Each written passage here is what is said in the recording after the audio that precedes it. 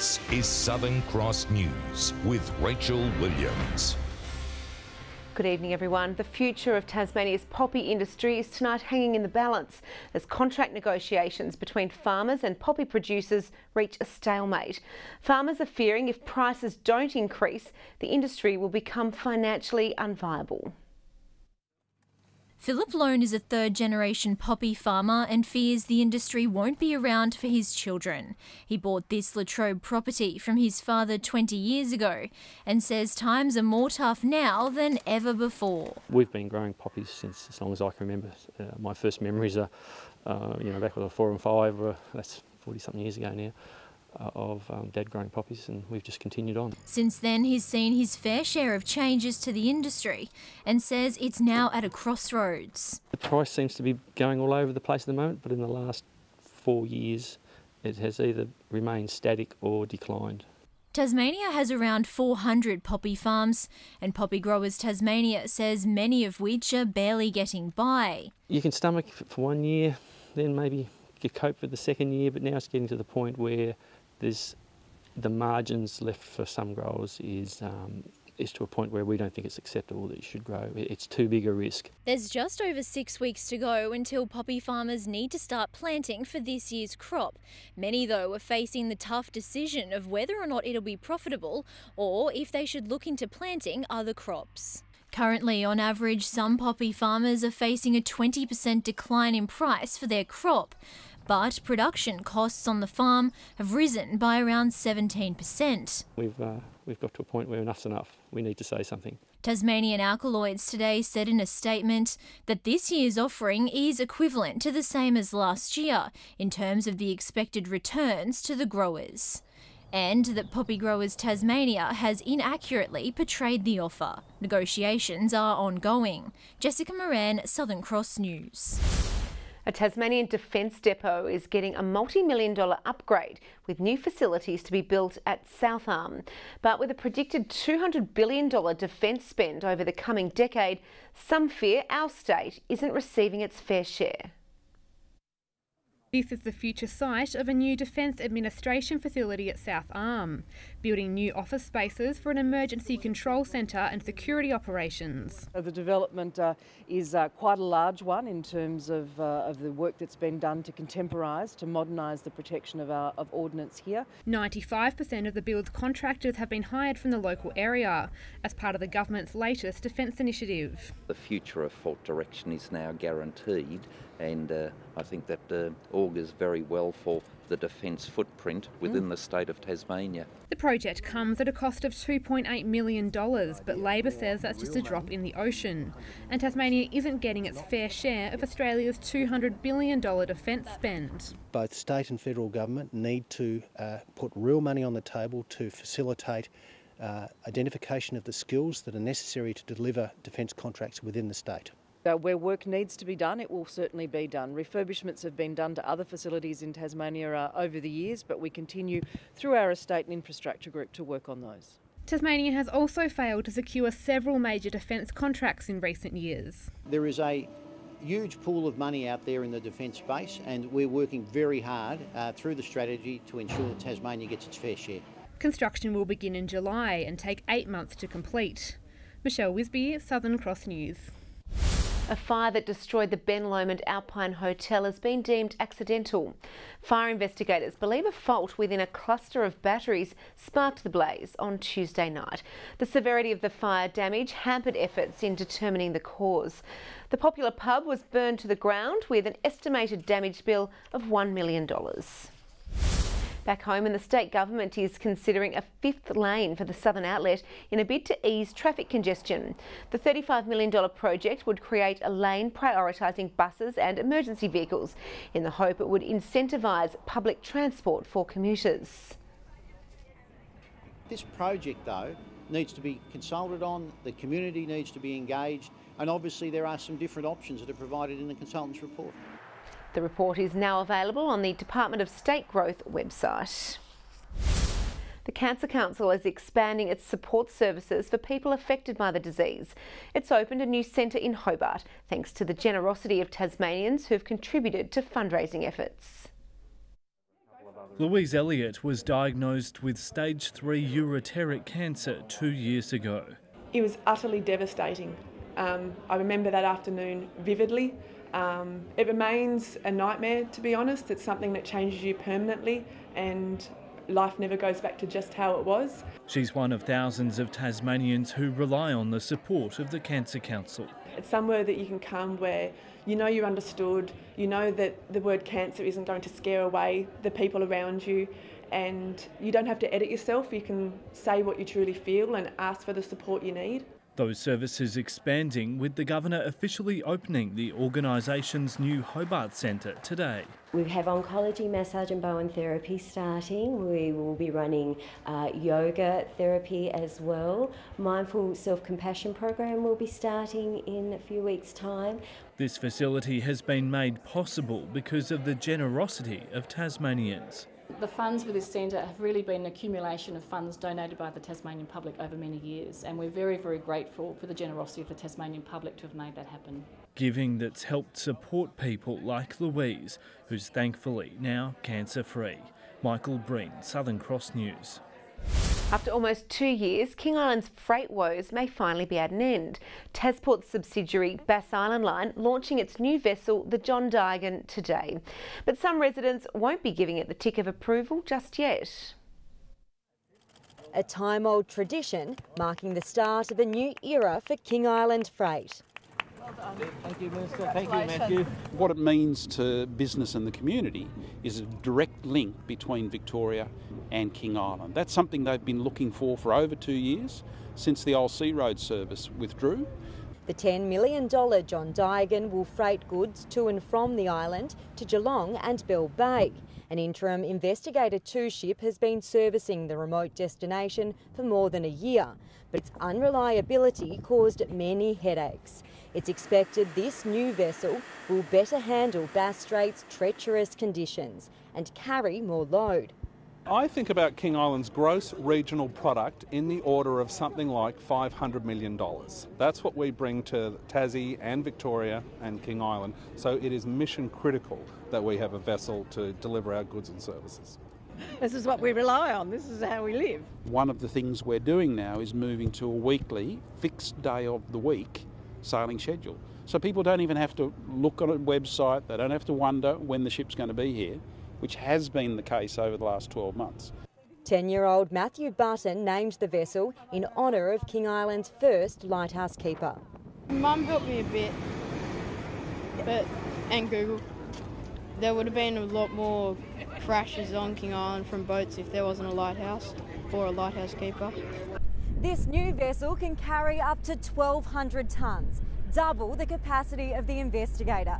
Its test now is whether it can live up to expectations. It's got to prove itself. Something that had some covering for vehicles and machinery and stuff would be really good, because it's going to get covered in salt through the rougher seas. The vessel's life expectancy is 25 years. MANIKA, DADSON at Southern Cross News. Australia is paving a new way forward for Antarctic research, with plans to build a world-first year-round runway on the icy continent. The new link is expecting to cement Hobart as the gateway to Antarctica, with a direct 6-hour flight to Davis Station. This will be the site of a new paved runway for Antarctica, the very first of its kind on the icy continent, providing year-round access for researchers.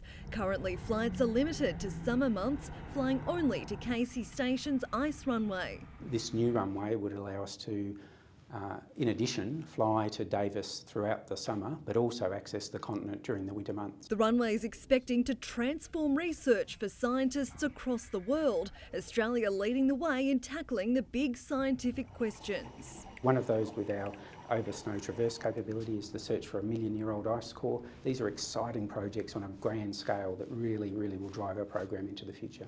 The project is still several years away, but it's expecting to cement Hobart as the Antarctic gateway. Direct flights will take just 6 hours. It will help encourage countries like, hopefully, the United States, China, India, South Korea and others who are interested in the Antarctic to have a base here in Tasmania. This is not just a boon for Antarctic science and research, it also allows us to respond to emergencies, provide evacuation if required.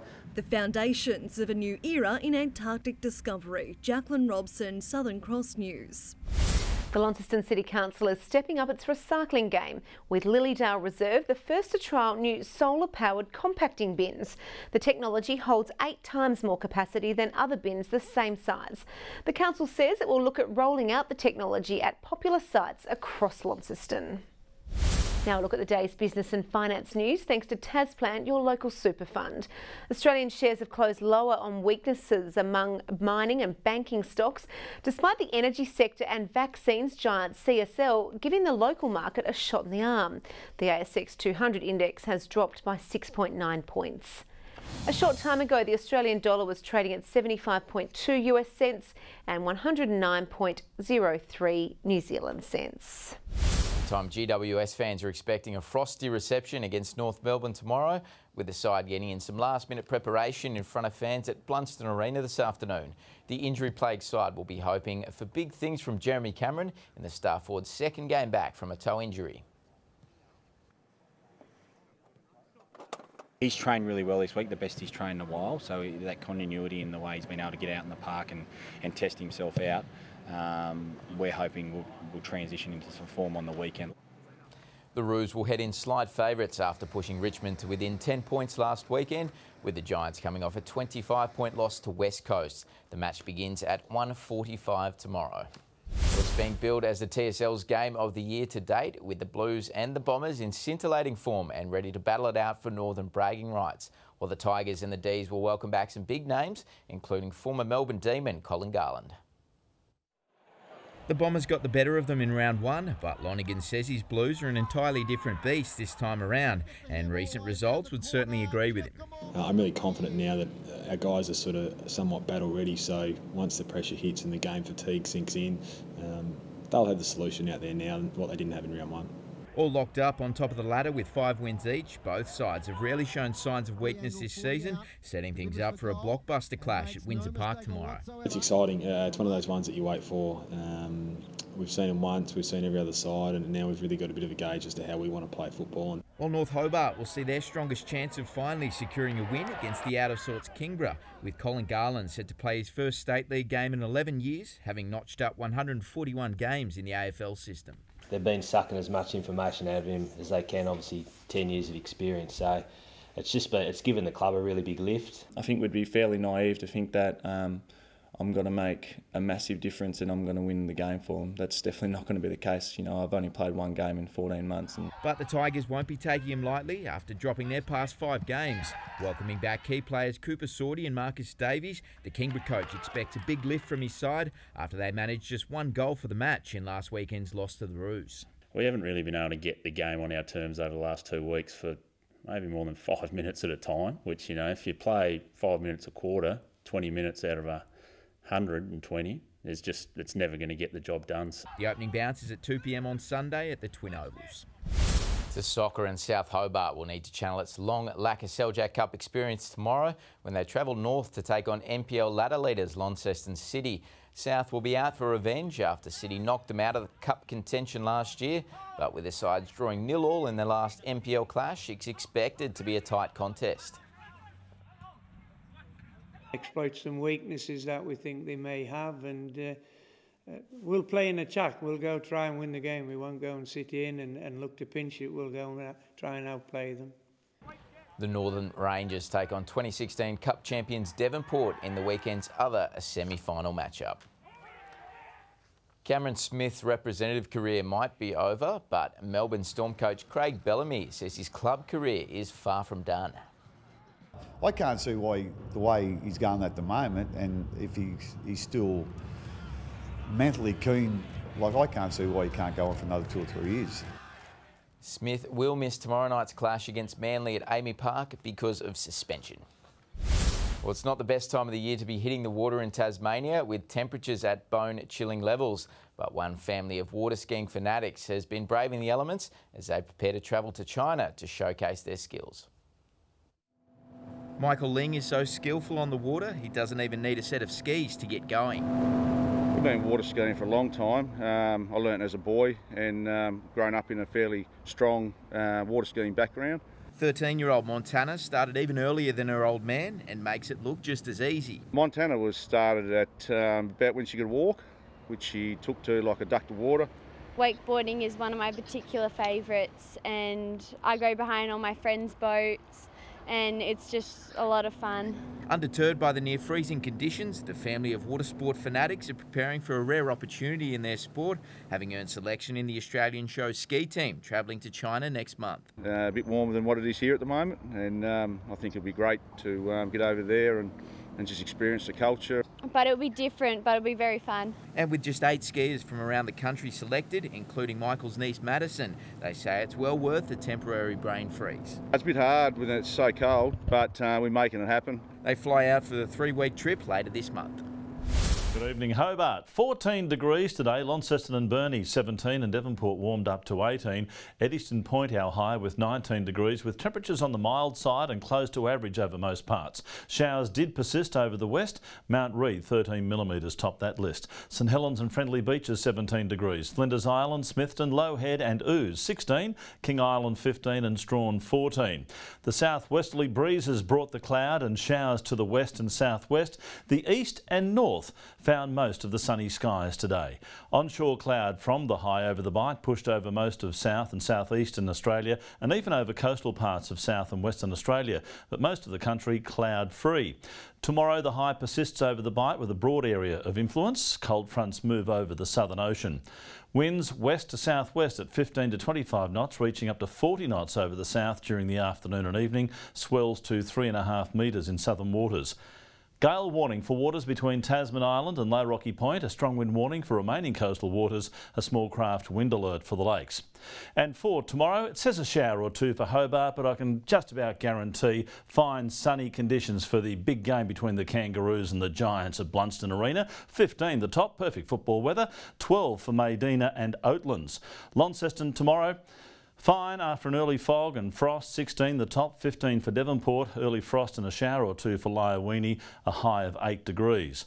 A possible shower for Burnie with 15, 13 the top for Strawn, Marrawar showers and a windy afternoon, 14. St Helens sunny and 17 degrees, 15 for Swansea and Orford with a bit of cloud there over the southeast. On Sunday, showers over the west, south and Bass Strait, otherwise fine. Similar weather for Monday with fresh and gusty west to southwesterly winds, and on Tuesday another windy day and mostly fine apart from a shower for the west and south. Sunny in Perth tomorrow. Again, a shower for Adelaide, partly cloudy for Melbourne and Canberra. Fine weather forecast for Sydney and Brisbane. Partly cloudy in Hobart, 11 right now, 10 in Launceston, clear in Devonport and currently 10 degrees. I have heard that Joe Palmer has served her suspension for bad behaviour. This is last time to see you for a little while, Rachel. We'll catch you next time. She can't wait to get back here. Thank you for that, Murph. Well, that's all your news for now. I'll be back later with updates. Thanks for joining us. Good night.